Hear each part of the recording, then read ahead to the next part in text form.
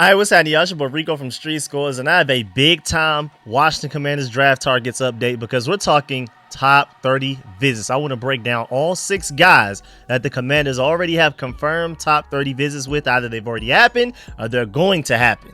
We have an Abdul Carter erasing offensive tackle. We have a 4-3 burner at wide receiver. We have a huge 6'8" tackle and more. I'm gonna give y'all comps for all of these guys, and of course I've taken some time to do some film study analysis. That's why this video is taking so long. We just did Commander Kings from 8:45 to about like 11ish, and then I watched a little bit more tape, and now I feel like I'm ready to put out this video. That's why it's coming out so late. And for the trivia question, we're doing March 26th because it's 12:30 a.m. So I'm gonna still count it as yesterday because I haven't gone to sleep yet. The trivia question is, what player holds Washington's career record of 187 touchdown passes? And of course, I will give y'all the answer to this at the end of the video, even though I'm pretty sure most of y'all already know the answer. But before we get into everything, make sure you still follow that like button, still follow the subscription button, and still follow the bell next to that subscription button so you get notification each and every time I release an informative and opinionated video just like this one. Make sure you stay tuned for all of the content.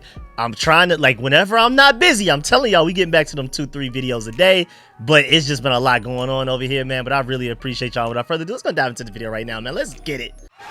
Adam.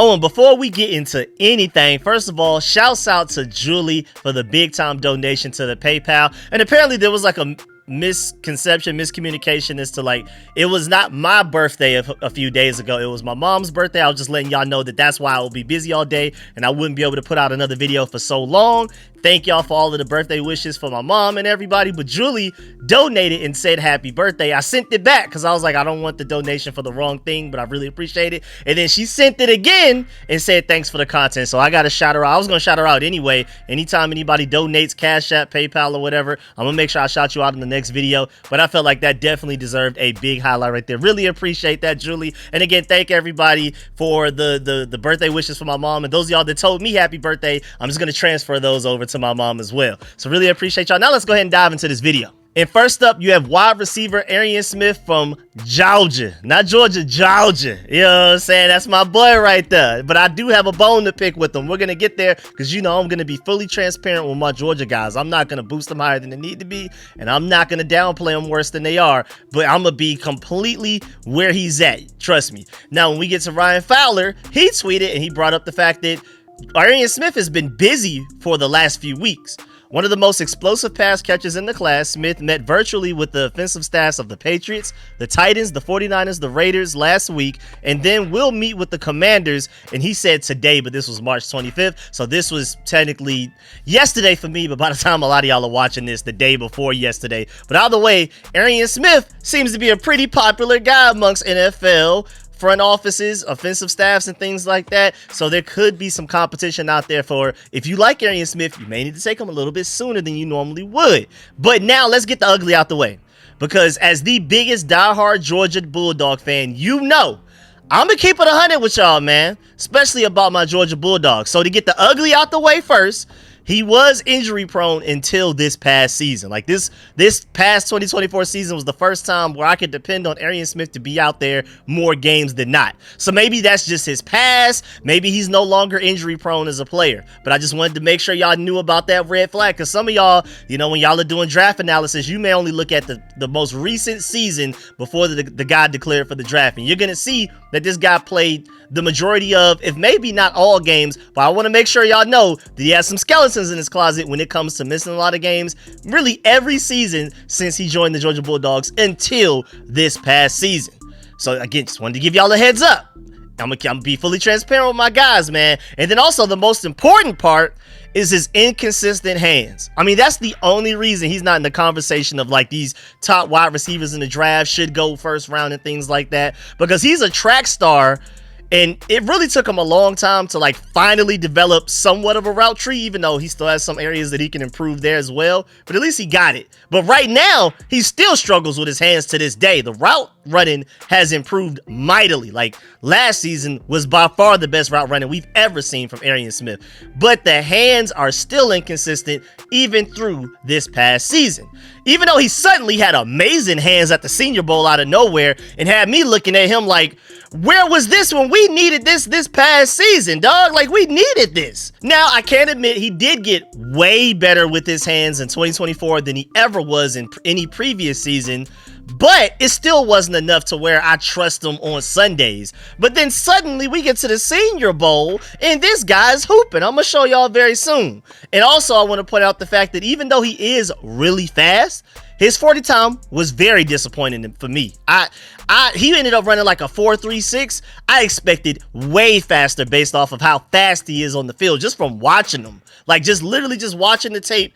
I mean, he was literally the fastest player on the field, I feel like, every game that he's ever played at Georgia. So I'm not going to knock him too much because I've seen elite speed consistently for years from him on the field, but it was a very disappointing 40 time, man.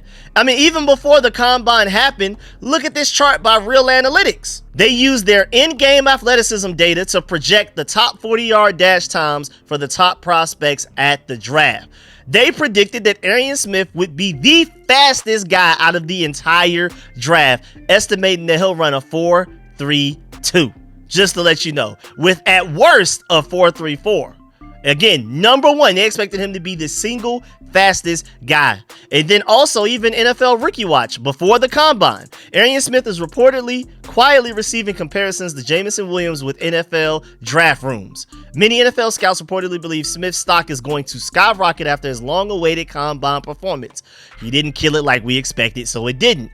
There was a quote from one NFC executive, quote, he's going to run in the 4.2s, more than likely in the early 4.2s. He's been one of the best kept secrets in the draft, although he won't be a secret anymore after Indianapolis, unquote. So he disappointed all of us, but especially me as a Georgia Bulldog fan that was rooting for all of my Georgia guys to go out there and kill the draft. For if anything, that's a great recruiting pitch to the next high school guys, all these 5-star, 4-star recruits that we're trying to get. Hey, look at Georgia. We kill it at the combine. We raise draft stock. So if anything, at least go crazy for the next generation of dogs. But he didn't.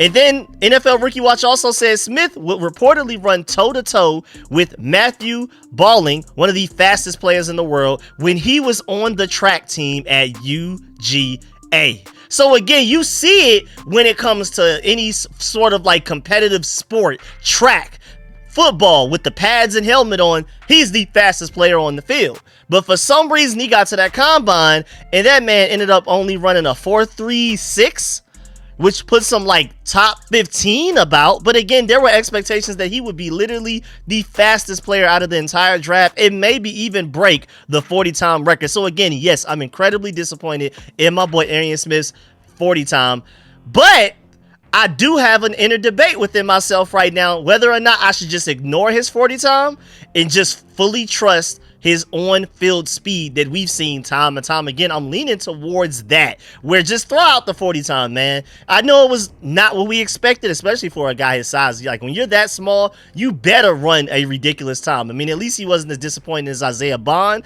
Shouts out to Texas. But out of the way, I think, I'm going to throw the 40 time out. I'm honestly just going to ignore it because you see it time and time again, snap after snap, versus the top competition in all of college football. He's faster than everybody else on the field. So honestly, I do feel like he has one of the highest ceilings out of this entire wide receiver class because you can coach up and you can work ethic some better hands into your game. You can do it with some route running as well. You can improve as a route runner. Now, granted, I'm not saying it's easy, but it is at the very least possible.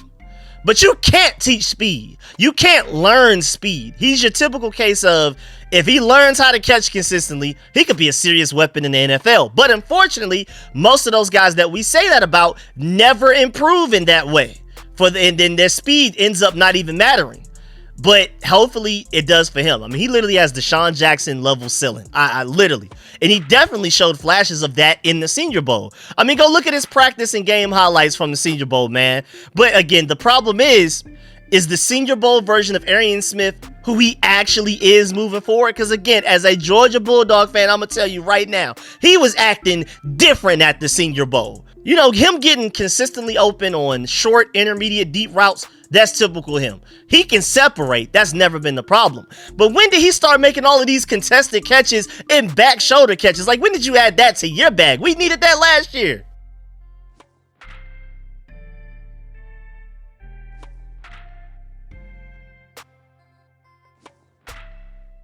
Like, man, come on, where was any of that last year for us, man? But again, I ask you, is that the real Arian Smith? He goes to the Senior Bowl and looks like that. That is the most recent version of him. Is that who he truly is? But again, my Georgia Bulldogs needed that so bad. But again, I'm going to say he is an elite talent with a high ceiling. But again, y'all have been warned. And right now, looking at where people have him ranked on their big boards, ESPN has him 170th, and that's the highest by far. Right now, his average overall rank is 284th. People are predicting him to potentially go in the 7th round. Mock Draft Database has him 262nd. NFL.com has him 280th. Pro Football Focus has him 314th. Draft Buzz has him 397th. Like, people are predicting this guy to even potentially be an undrafted free agent out here running a 4.37, and that was disappointing at the combine. This guy literally runs like a 4.2 something on the field. It's amazing that somebody's going to end up getting the draft still there, especially if he can learn how to catch. And if that Senior Bowl version of him is the real him, that's a guy that should be going at worst in the 2nd round. But hey, man, those inconsistent hands, those inconsistent route running, like I told y'all, we've had plenty of speed demons and track stars come out to the NFL, and we're like, you can't teach speed, but you can learn how to catch better, and then they just never learn how to catch, so none of that speed even matters. We'll see with Arian Smith what comes of him. Now, moving on to the next player, we have offensive tackle Josh Connelly Jr., and out of all of these guys that we're going to talk about in this video, all 6 of the guys that we have top 30 visits scheduled with, or already had them, whatever, all of the confirmed 6 top 30 visits that we have so far, this is the guy that's projected to go the highest in the draft, so you definitely want to pay attention to this one. And let's just go ahead and get this out the way. I mean, the real reason that you know this guy has some serious potential to him is that he held Abdul Carter to 0 pressures when Oregon played Penn State last season. And I feel like that alone is just a mic drop. Just that's all you need to know. He held Abdul Carter to 0 pressures. And when you're looking at where he's projected to go right now, Todd McShay has him going as a top 13 player. 247 Sports has him 24th, along with DraftNet 24th as well. Sports Illustrated has him 29th. Pro Football Focus has him 34th. So does NFL.com. Then Draft Buzz 36th. CBS 36th. ESPN 37th. And for some reason, Pro Football Network has him 55th. So right now, his average overall rank is 32nd. So it sounds like he's projected to make it to our 29th pick. But I guess, because again, if you could shut down Abdul Carter, you sound like a top 5, top 10 pick in my opinion, but a lot of people are probably afraid of his inconsistencies right now, especially when it comes to run blocking.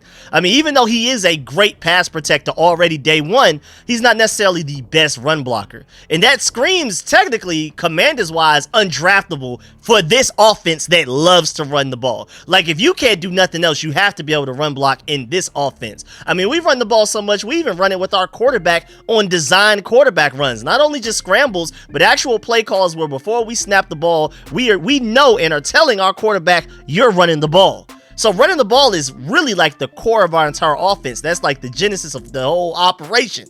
But at the same time, I think that Josh Connelly does have the frame and the build to where he could get stronger and improve as a run blocker, especially if he learns to improve his anchor a little bit, especially when it comes to pass protecting as well. Because right now, his biggest issue is strength.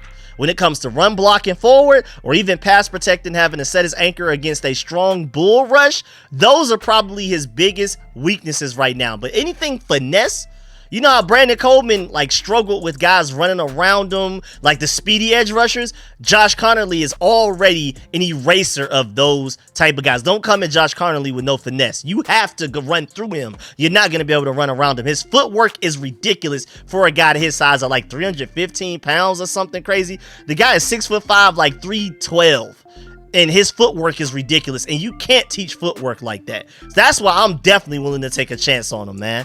I would easily argue that he has one of the highest ceilings of this entire offensive line class. I mean, when going against top edge rusher competition, when it matters most, he shuts them down in pass protection. And that's what matters most. Pass protection, honestly, when it comes to protecting your quarterback. Again, the Commanders specifically, we put a higher premium and value on being able to run block. But in general, in today's modern NFL, with quarterbacks literally running the league, you have to be able to pass protect. And he does that very well. And he also just has traits you can't teach. You have to draft that just alone. And with his aggressive and physical personality and play style, he has attitude with him. He would fit very well with our offensive line. You see flashes of good run stopping, good run blocking, and all of that. So I personally would love to get him at pick 29. Me personally. But my comp for him, again, I told y'all Arian Smith has a Deshaun Jackson ceiling. I think Josh Connelly is literally 3-time All-Pro Dwayne Brown. I mean, I think he has that level of a ceiling. I'm personally higher on Josh Connelly than I guess other people, because like I tried to explain a few minutes ago, why people maybe project him to be available at 29, but I personally feel like I'd be willing to take him easily in the top 20.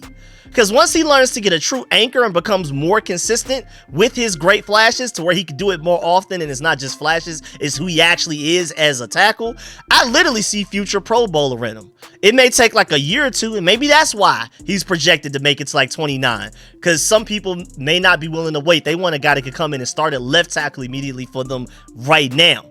But he has literally everything you want in a tackle traits-wise. Just need to see it more consistently. But you can coach that out of him. You can work ethic that. At least you see the flashes. My whole thing when it comes to draft, prospect, analysis, and things like that, have you at least shown that you can do it at all? It's easier to coach a guy to do what he already can do more often than to coach a guy into doing something that he's never shown he could do.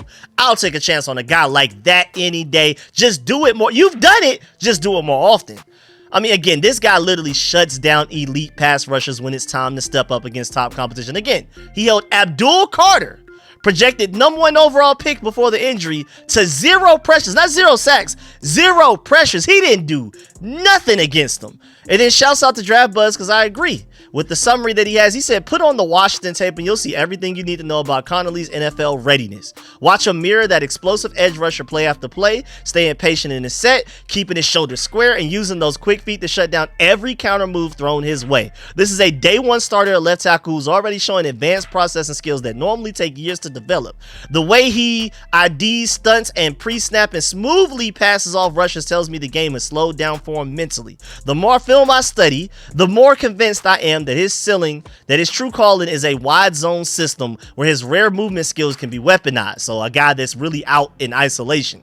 When he gets on his horse and reaches the edge, it's over. Defenders simply can't match his combination of burst and body control. Sure, he's going to need help against some of the league's power rushers early on, but his technical foundation is rock solid. The hand placement, the knee bend, the weight distribution, it's all there. Plus, at just 21 years old, with a basketball background, his ceiling remains sky high.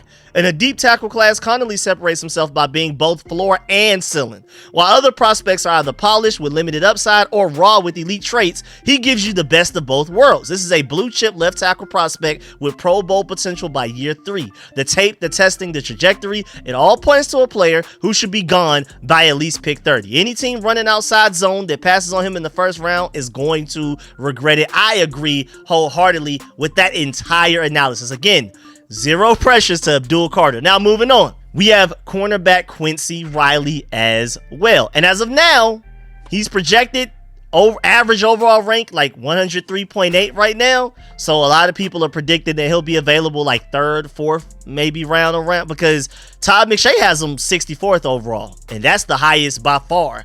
You have Walter Football and The Athletic have him 77th. You have ESPN 80th, Countdown 89th, Sports Talk 93rd, MDDB 115th, Pro Football Focus 157th, NFL.com 161st, and Draft Buzz 178th. Again, so you're kind of getting the feel of where this guy may land. At the highest, late 2nd round, we have the 61st pick in the 2nd round. At the lowest, some people are saying maybe even like 4th or 5th round. You know what I'm saying? We can start getting into that, maybe even 6th. That's a really wide range, which is pretty crazy, but it's a really interesting guy. I think NFL teams, front offices, and coaches, like guys that actually work for the NFL, are higher on this guy than like draft experts and analysis guys with that sit behind the TV, the podcast, the microphones, and things like that. Because shouts out to Josh Taylor, he pointed out the fact that the Washington Commanders have a top 30 visit plan with Louisville cornerback Quincy Riley. Washington has already met with Riley multiple times, so we're clearly really interested in him. We met with him every chance that you can get, like pro day, combine, all of that type of stuff. He's an underrated cornerback in this draft class and plays with that dog mentality that Washington loves, and I agree. And you already know, Joe Wood Jr. and Dan Quinn definitely have a type. There's a certain mentality you got to have. It doesn't matter how talented you are. If you don't have a certain mentality, they're going to pass up on you every time. You need to be able to do certain things. You need to be able to be aggressive against the run, be able to shed blocks against receivers, maybe even a potential pull-in offensive lineman. They need you on that type of time. And not every corner can do that. That's why Asante Samuel Jr. is still available right now. He's a great cover corner, but he gives you nothing against the run. That's why he's available. This guy comes with that mentality that at the very least he's willing to put his body on the line to stop the run. And then also, this guy shows some of the best ball skills as far as like poking and swatting away the ball at the Senior Bowl. I mean, he had that one rep against that back shoulder throw to the sideline where he executed like perfectly with patience, no panic. And also, when I watch him, I see a slightly less athletic Tyreek Stevenson, if you want a comp. And this is coming from a guy that watched Tyreek Stevenson religiously since he was in high school on the way to Georgia as a 5-star recruit defensive back, and was with Georgia for a couple of years before he went to Miami University. So I've seen so many snaps of Tyreek Stevenson, and everything that I've watched so far of this guy, Quincy Riley, it screams a lot of Tyreek Stevenson, maybe just a tad bit slower, tad bit slightly less athletic.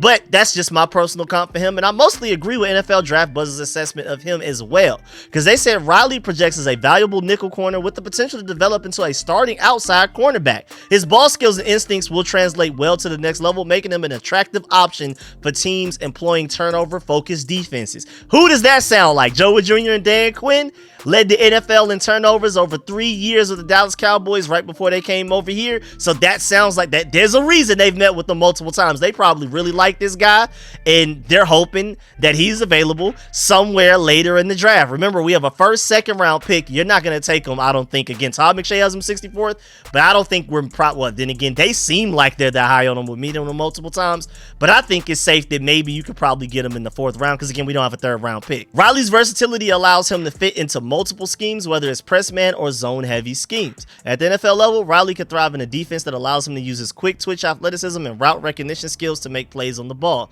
His experience in both man and zone coverages gives coordinators flexibility of how to deploy him. While he may need to bulk up slightly to handle the physicality of NFL receivers, his competitiveness and technique should serve him well. If you take a look on the screen right now, he didn't do enough testing for you to get like an official relative athletic score, but you do see that 40 time.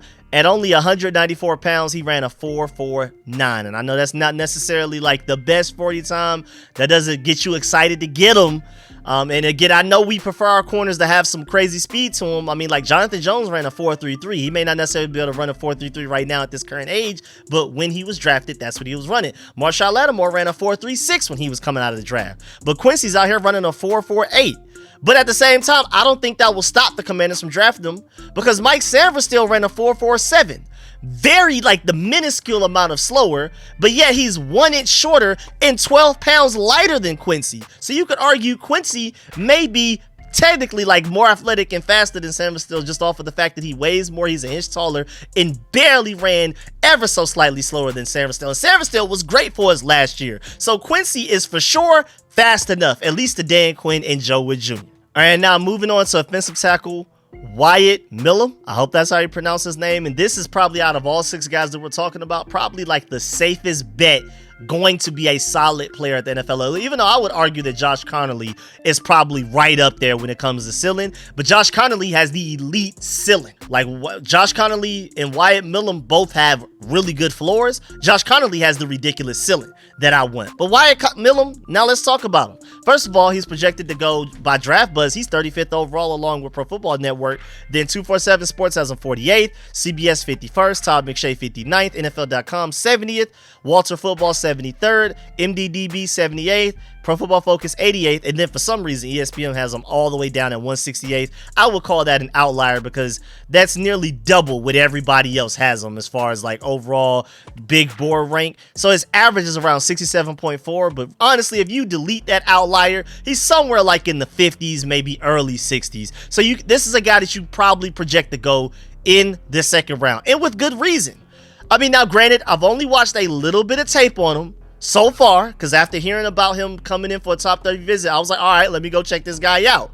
And again, he seems like a high floor guy that can play either tackle position. Like if we do end up actually getting him, I kind of see him as like our Cornelius Lucas replacement, as like our backup swing tackle guy. If there's an injury to either of our starting left or right tackle, then he can go in and play, and we really don't miss a beat. And that's why Cornelius Lucas was so valuable to this organization, and in my opinion, one of our biggest losses this offseason. I mean, again, they signed Foster Sarell to potentially maybe be that guy, but I don't think he's good enough to depend on him to fill that role, especially to the level of a Cornelius Lucas. I would be sick if I ever see Foster Sarell ever have to step onto that field. But I really like Wyatt Milum for that role. I love it for him.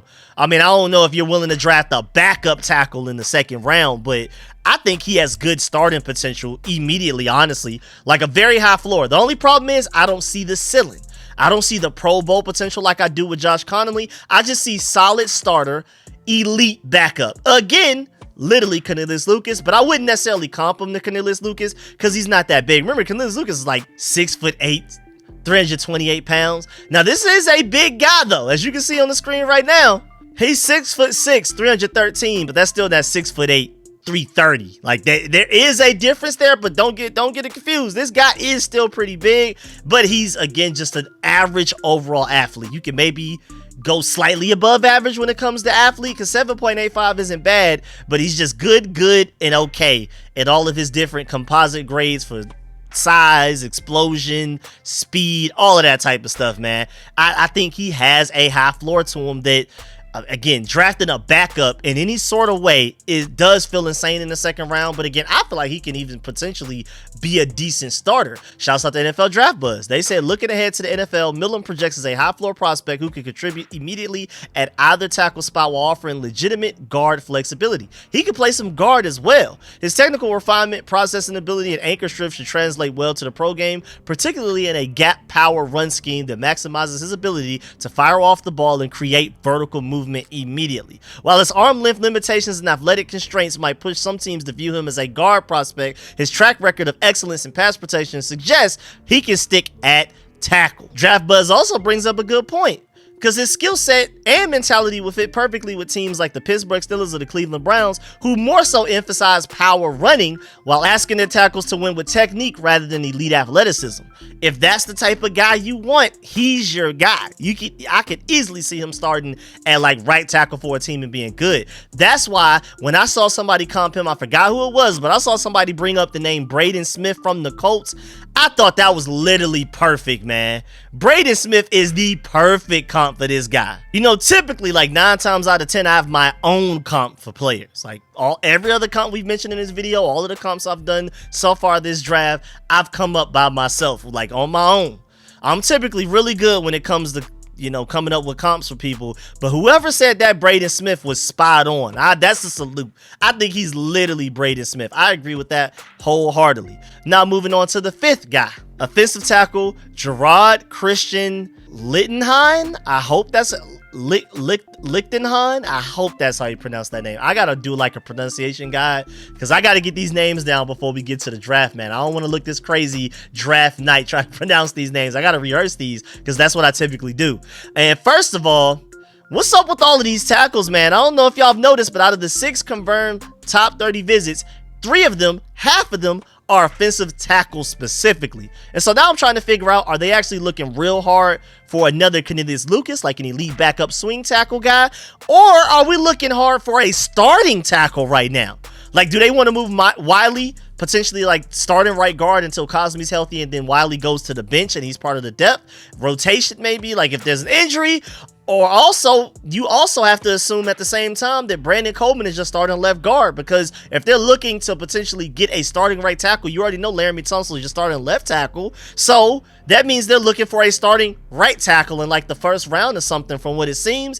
So again, it would have to be a right tackle, which would force Brandon Coleman to start at left guard and Andrew Wiley to start at right guard until Cosme's healthy. But back to Gerard Christian-Lichtenhan,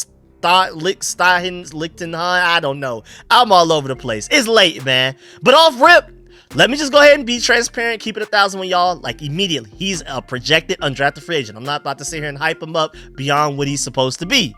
He's an Oregon State offensive tackle. He's among one of the biggest and longest tackle prospects out of this entire draft class. He measured in at a massive 6'8", 328 pounds with nearly 36-inch arms at this year's East-West Shrine Bowl. Teams covet size and length at the most premium position. So this guy, even though he's projected to go undrafted, he probably will be one of those priority undrafted free agents where teams are fighting over him, and then he gets to choose which team he goes to.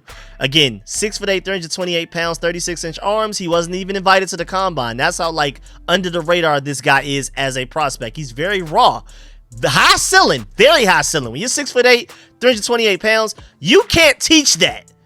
But he's very raw. I mean, he's so raw, again, that most people view him as undraftable. But I would for sure take a chance on him. I mean, you literally can't teach that size. And you know what's crazy? Is that he's the exact same height and the exact same weight as Cornelius Lucas, 6'8", 328 pounds. But stay with me. Don't also forget that Cornelius Lucas went undrafted just like this guy's projected to go. So to me, this looks like maybe they're looking to find their next Cornelius Lucas. Like literally, there's so many parallels here that maybe they'll just wait to bring him in as an undrafted free agent and they'll groom him. Maybe he won't be ready year 1. Maybe he's not ready year 2, but maybe by year 3, he could literally potentially be Cornelius Lucas. Because even Cornelius Lucas wasn't with the Lucas that we know now. Back when the first year that he was an undrafted free agent, it took him a couple of years to get there. I wouldn't be surprised if this guy follows the exact same footsteps again, down to the very weight and inch of height. Is insane how similar they are. And then lastly, before we get up out of here, y'all already know about edge rusher Ola Wimi Oljo, because I literally did a breakdown on him a week ago, like a full-blown breakdown, weaknesses, strengths, and everything like that. And I could see him as like maybe a 4th-round flyer, but no way we're considering taking this guy 29th overall in the 1st round, man. I mean, after watching even more tape on him since the last time I've done a video on him, I don't even want him late 2nd with that 61st pick, man. This is purely a guy that I'll take him 4th round maybe, and even then I'm still like, I don't know, because if you look on the screen right now, out of all of the notable top edge rushers in this entire draft class, if you look at the bottom, Ola Wimi is dead last in pass rush win rate. You have Josiah Stewart first, Braden Swimson second, then you have Colin Oliver, then you have Abdul Carter, then you have David Walker, then you have Mike Green, then James Pierce, and it goes on and on and on, right? You even have Jack Sawyer in the green. You have my dog Jalen Walker at the top of the yellow. You have to go all the way down to the very bottom of the red to find Ola Wimi Oljo. So I'm personally good on him. I mean, you have people out here ranking this guy way too high right now. Like ESPN has him 68th overall, Sports Talk has him 73rd, Countdown has him 80th, MDDB has him 88th, Athletic 92nd. I mean, the furthest you'll ever see of him is 140th by Draft Buzz and Pro Football Network right now. Pro Football Focus, my fault. His average overall rank is a flat 100th right now. And we don't have a 3rd round pick. The soonest I take him is 4th round. That's just me. I do not like this guy. Out of all 6 of these guys that we've talked about, he's probably the guy that I'd be the saddest to see us draft. I ain't gonna lie. And we need edge rusher bad. It is our biggest need for this team right now. I feel like by far, especially when it comes to pass rusher specifically. I don't really see it with this guy like that, man. I really don't. But yeah, man, that's the end of this video. Please get in the comment section. Let me know how you feel about everything discussed. If you still farm that like button, still farm the subscription button, still farm the bell next to that subscription button so you get notification each and every time I release an informative and opinionated video just like this one. Make sure you stay tuned for more content. If you made it this far in the video, you are the GOAT. I salute you. And of course, man, the answer to your trivia question, obviously, and I can't believe I'm even looking at it, but it's Sammy Ball. I knew that one. And of course, I'm pretty sure most of y'all knew it as well. Really appreciate y'all again for making it this far in the video. Please make sure you leave a like on the way out, and most importantly, I care the most about y'all getting in that comment section. Let me know how you feel about everybody we've discussed in this video. How do you feel about all 6 top 30 visit prospects? Again, we have Arian Smith, wide receiver from Georgia. We have Quincy Riley, cornerback from Louisville. Josh Connelly, tackle from Oregon. Wyatt Milum, tackle from West Virginia. Ola Wimi Oljo, I hope that's how you pronounce his name, linebacker from UCLA. Technically edge rusher, pass rusher type of guy. You have Gerard Christian-Lichtenhan, I hope, tackle from Oregon State. Let me know how y'all feel about all 6 of those guys. We've also had private workouts, you know, formal meetings at the Combine, Senior Bowl meetings, and all kinds of meetings with a lot of more prospects. Like, we're already like over 100 guys right now, and I want to do a video breaking down some of the most notable ones, but I definitely had to make sure we got the 6 confirmed top 30 visit guys out the way first. So be on the lookout for me breaking down more potential Commanders draft targets off of the fact that, you know, we met with them at this place, we met with them this many times, so maybe we're more interested in this guy than maybe these other guys. So make sure you stay tuned for that. Really appreciate y'all. Leave a like on the way out. I'm gonna catch y'all later. Appreciate y'all. I'm out.